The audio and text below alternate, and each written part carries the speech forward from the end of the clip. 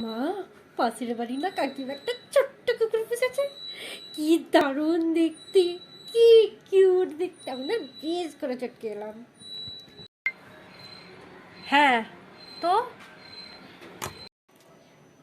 বলছি মা, আমিও না একটা ভাবছিলাম কুকুর পুষবো। তোকেই পুষছে সেটা আমার কাছে বড় কথা নয়। আমি যে আর একটা জানোয়ার নিয়ে বাড়িতে পুষবো, আমি পারবো না। ঘরের সমস্ত কাজ করতে করতে আমার জীবন অতিষ্ঠ হয়ে পড়েছে, আমি পারবো না। ঠিক আছে, তোকে সামলাচ্ছি, আবার নাকি একটা কুকুর সামলাবো আমি? একবার কুকুরটা এখানে হাঁকবে, এখানে মুদবে, ছি। ঘর পরিষ্কার করতে করতে তো আমি একেবারে পারবো না, পারবো না আমি। পালা এখান থেকে। আচ্ছা, তুই যে বলছিস কুকুর পুষবি, নিজের আয়নায় গিয়ে মুখটা দেখেছ? ঠিক একেবারে তোর মতো।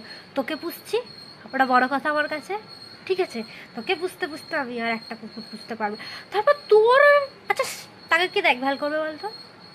হ্যাঁ, কেন? আমি দেখভাল করবো। পুষি না পুষি না মা, একটা কুকুর পুষি না।